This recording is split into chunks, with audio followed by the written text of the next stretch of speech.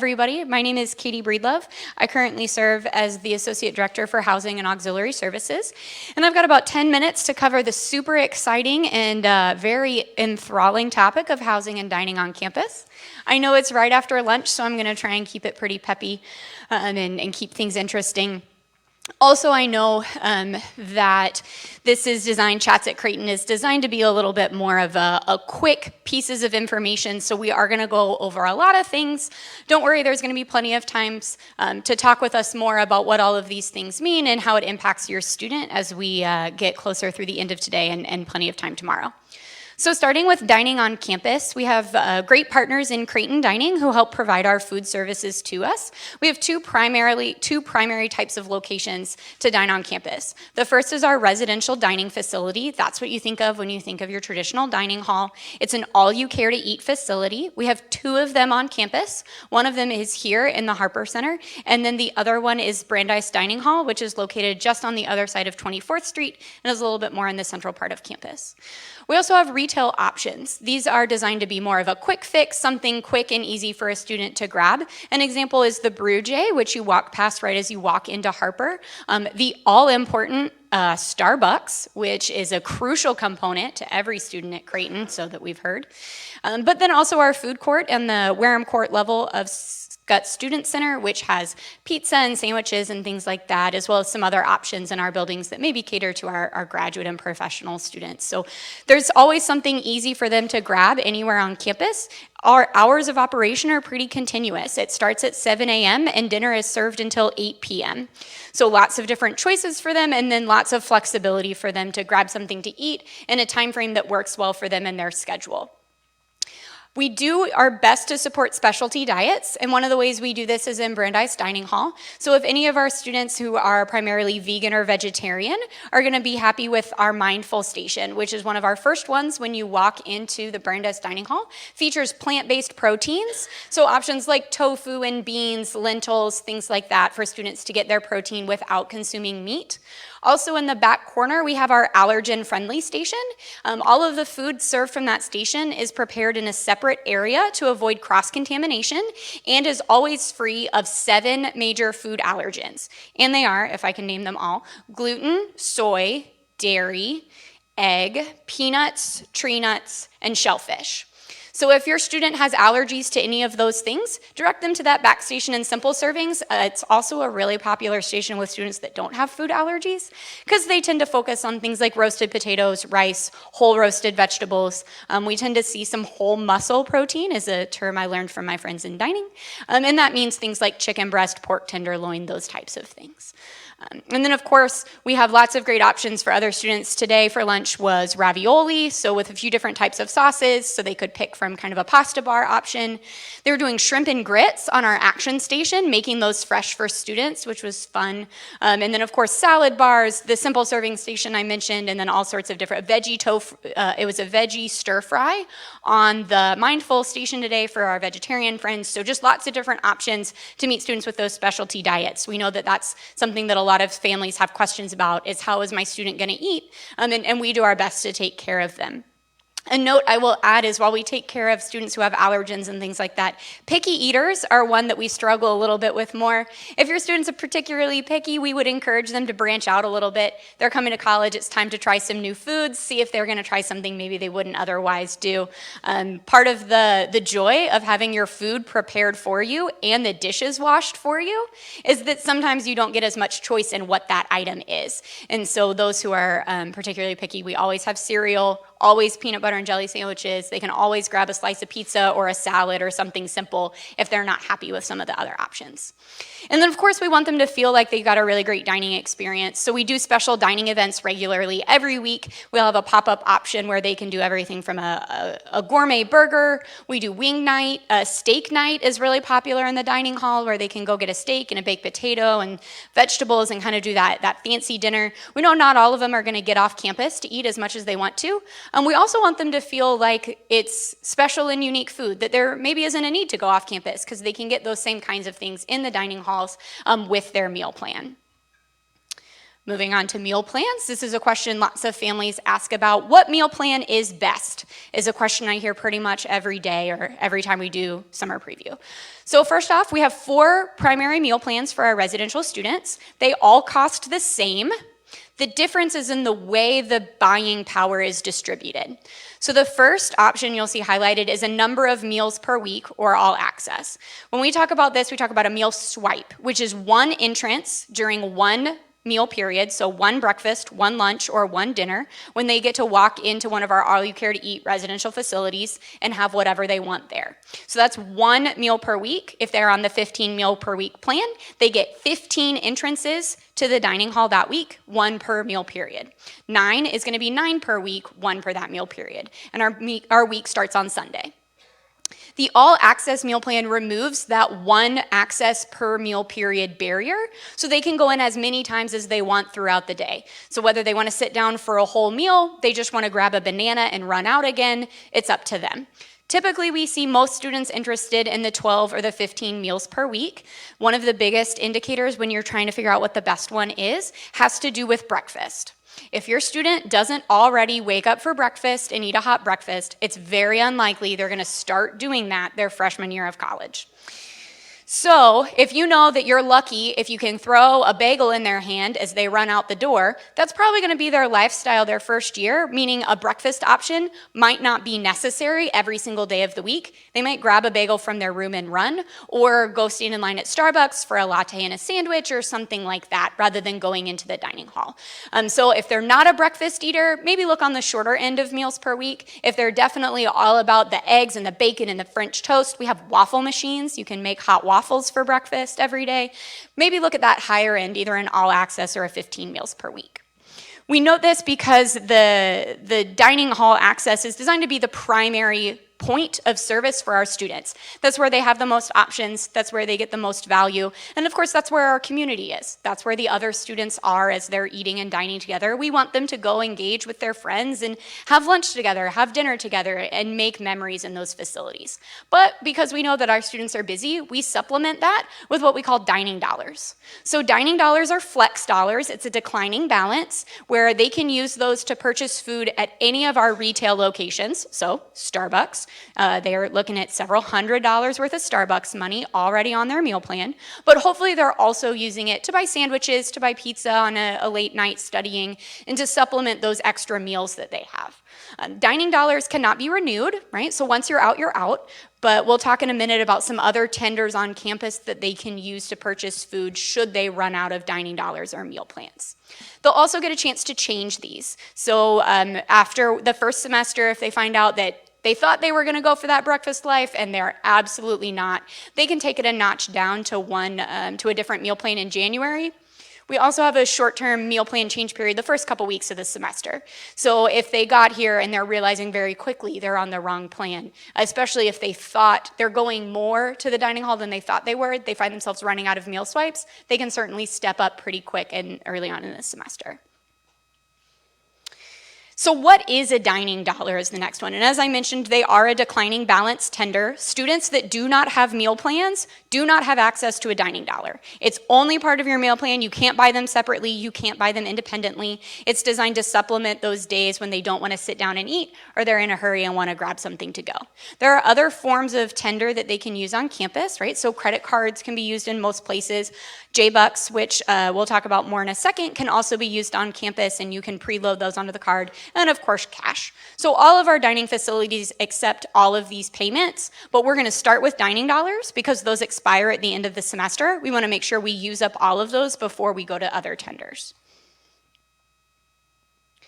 So moving on from meal plans, want to cover a couple quick things about housing. You'll get a much longer session about living on campus tomorrow morning, and that will be both with you and your student.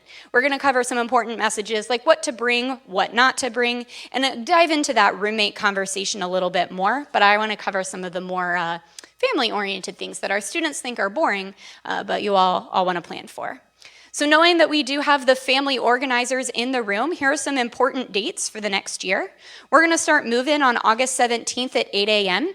If you're coming from a significant distance, you may have an opportunity to move in on Friday night. Talk to your admissions counselor if you think that that applies to you, and we'll see what that looks like. We stay open throughout the entire semester, so the halls don't close for fall break. They don't close for Thanksgiving break. We do close for our Christmas holidays, and so Saturday, December 14th at noon is the time we ask all of our students to vacate the residence halls. That allows our staff to go home and enjoy time with their families as well. And then we'll reopen on Saturday, January 11th at noon for anybody to come back. We again stay open throughout the entire spring semester, all through spring break, all through Easter break, and we'll be closing for the May spring semester on Saturday, May 9th at noon. So generally our deadlines are Saturday at noon. Keep those in mind when booking plane tickets, when making travel arrangements, or things like that, so we can make sure you get your student home and safe at the end of each semester. A couple quick odds and ends to cover. Billing, you'll learn more about. You have some opportunities to go to some breakout sessions to learn more about that, but we do have a calculator and a software system that helps us apply housing and dining bills to student accounts. Unfortunately, like all great computer softwares, it does exactly what you tell it to, not exactly what you want it to. So sometimes we have a few errors. If you ever notice anything on the bill that just doesn't look quite right, please give us a call. We want to make sure that we adjust that to make sure that it's appropriate. If you have questions about payment plans or things like that, the business office is better suited to support you. But specifically questions about the amounts that are applied, if maybe it's on there twice, it's not on there at all, or it just doesn't look right, let us know. We have a couple quick programs that I want to highlight for families to think about. The first is our linen program. We partner with On-Campus Marketing, where they can send you a catalog of bed linens, towels, comforters, pillows, those types of things. If you purchase them from On-Campus Marketing, they'll be delivered directly to campus, and they'll be waiting in your student's room when you arrive in August. One less thing you have to pack, one less thing that has to fit in the car, one less thing to worry about. It's not a fit for all families. Your student might really want to go do that matching sheets and bedspread with their roommate. Your student might kind of shrug at you and say, like, I don't know, blue is fine or whatever. That second student may be a better fit for the linen program than the first, but it is a convenience factor, especially for people coming from a distance. If you're worried about packing or getting things here, it's one way that we can be a little bit more prepared and ready for you when you arrive. Additionally, our micro fridge units is a rental program with a company out of Iowa, so right next door. A micro fridge is a mini fridge with a microwave bolted to the top of it. So it's one single unit. You can rent this unit. It will, again, be placed in the room prior to the student's arrival, and then at the end of the semester, you leave it there, which is nice because in August, we'll help carry everything up to the room, but in May, you're on your own to get those things out. So one less thing you have to take home at the end of the year can be a plus. To rent the unit is about $175 for the year, so it's not necessarily cheaper than purchasing them outright. It's pretty much comparable. It's just a convenience factor. Something you don't have to bring, something you don't have to put in the back of the car, something you don't have to deal with at the end of the year. More information about both of those programs will be available tomorrow during our campus expo. Just want to plant some seeds and have you all think about whether or not that's a good fit for your student and your family. A good fit for all students and families is renter's insurance. You may check your homeowner's policy may cover your student while they're living on campus, but if not, we really encourage you to check out a renter's insurance policy for them. Accidents happen everywhere. Toilets overflow, pipes break. Sometimes students forget to lock their doors and things go missing. Renter's insurance will help your family with damages and paying to repair broken, misplaced, those types of items in the case of those types of accidents or incidents. So we have a partnership with a company called GradGuard. They specialize in college student renters insurance. They can find out more about that through our online housing portal. But again, any insurance provider you choose is a better option than no insurance at all. So again, seriously consider that option for your family. And then lastly, maintenance tickets. Students may tell you that something is broken. Our front desks are open 24 hours a day, and they take maintenance requests and put them into the system for facilities to come address. So encourage your student, if something is broken, tell us. We always find out after months and months that something is broken, and they never told us so that we could fix it. And it's been this way forever. So please encourage them, because they're going to tell you, hey, something's broken, how do I fix it? You know, Mom, Dad, you're the handy person in the family, help me out. And your answer can be, just tell the front desk. We'll take care of it. Typically within less than 2 business days, all of our facilities requests are addressed. We also have emergency facilities. So the toilet is actively overflowing onto the floor. There's water dripping from the ceiling. Get down to the front desk and they will call someone out immediately to come address those issues. Again, roommates we're going to hit more later, and I know that the panel first thing this morning talked a little bit about the roommate process and what it's like, but this is something that's really important to us because we know it's important to your student. We talk about it a lot. This roommate relationship is something that we value. We learn a lot about ourselves by living with other people. And for many of our students, this is the first time that they've done that. Most of our students have never shared a room with their sibling, much less with someone that they maybe don't even know very well at all. So it's a great opportunity for them to grow and learn. One of the things that we do to help ease the anxiety about this process is our roommate matching portal. This allows students to pick their own roommate, whether they met them here today at summer preview or they've known them since they were 3 years old. They'll use our housing portal to tell us who they want to live with, and they have until June 20th to do that. We provide those search tools to help ease that adjustment, but of course there are other tools available to help them settle into this roommate relationship. Communication, honesty, providing clear expectations about what they expect in a roommate and what they want to provide and what they want their living environment to be like. And then, of course, kindness and grace as they are learning together what it means to be roommate. This is probably their first roommate, not their last roommate, so they're not going to get it right every time. But we do want to prepare them for that difficult relationship that comes with your last roommate for many, many years and the wonderful rewards you get with them, but also the things you learn along the way about yourself, communication, conflict resolution, all of those things. We encourage you to tell your own stories with your students as you talk about roommates. We know that it's something that's fresh on their mind. They're concerned about it. As of right now, only about 30% of our students have selected a roommate. So there's still a lot out there that are still kind of in this process of figuring out what it looks like.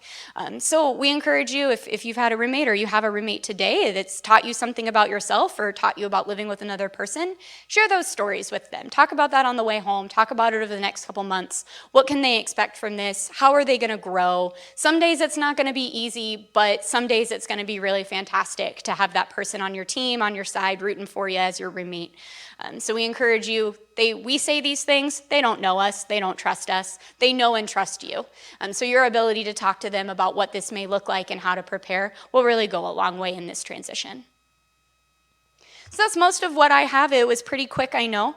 There's going to be, again, you'll hear more tomorrow about living on campus, and we'll have tables at our expos, as well as I'll be at the parent social tonight. In case you have any questions that you wanted to follow up on something that I've said, I'll be happy to see you there on the 4th floor of Harper just after 5 o'clock tonight. I'm going to kick it over to my colleague Brenda now, who's going to take over to talk a little bit about some card and mail services.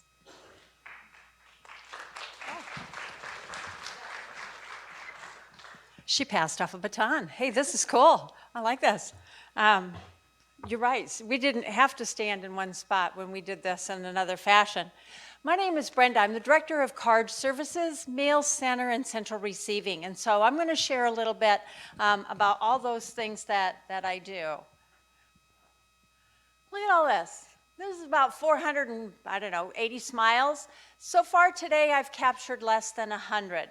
There are approximately 70-some students out there who picked up registration packets today that I haven't seen yet. And in the fall, if they don't happen to do it while they're here now, happy to do it in the fall. But in the fall, you can multiply this times 3 or 4. We make well over 1,200, 1,400 cards in the fall. So it's much easier to get your student ID card when you're here in the summer than it is in the fall. You encounter your student. One of the questions you might ask is, have you got your picture taken for your student ID yet? If the answer is yes, they're golden. You can move on to the next thing, mom or dad. If they haven't, encourage them to come see us. We're in the Harper Center, Suite 1094. It's on this lower level in the crux of the L. The hall is in the shape of an L. We're down there. We're going to print 2 cards at a minimum for every smile that we capture. So the card on your right is the student ID card, and the card on the left is the parent connection card. We will print as many parent connection cards as you would like to take home. So if you've got a aunt that likes to spoil your child or a godparent or something, be sure to ask for an extra parent connection card. What's on the back of the parent connection card is a series of phone numbers to all the business offices, all of the resident hall front desks, All of those locations on campus, like mail services, card services, the registrar's office, that might be available to you to help answer questions at some point during their career here at Creighton. And again, I stress, you can have as many of these as you want. We'll have all these cards ready at the Expo Fair tomorrow. It'll come in a keychain because we don't want your student to punch a hole in their card, and the students can pick all of those up. So I talked about the Parent Connection card. So what does the card do on campus? So the card is an access card for doors, classrooms. It gets them into activities. We use it as part of the dining service. The students use their card approximately once every 90 minutes while they're awake on campus. If they lose their card, no problem. They can log on to a website, neutralize their card. If it turns up in the bottom of their book bag later, all they have to do is bring that card into card services and we'll turn it back on. If they lose their card, we permanently retire the previous card when we issue that new card, and then their things can take off and go all over again.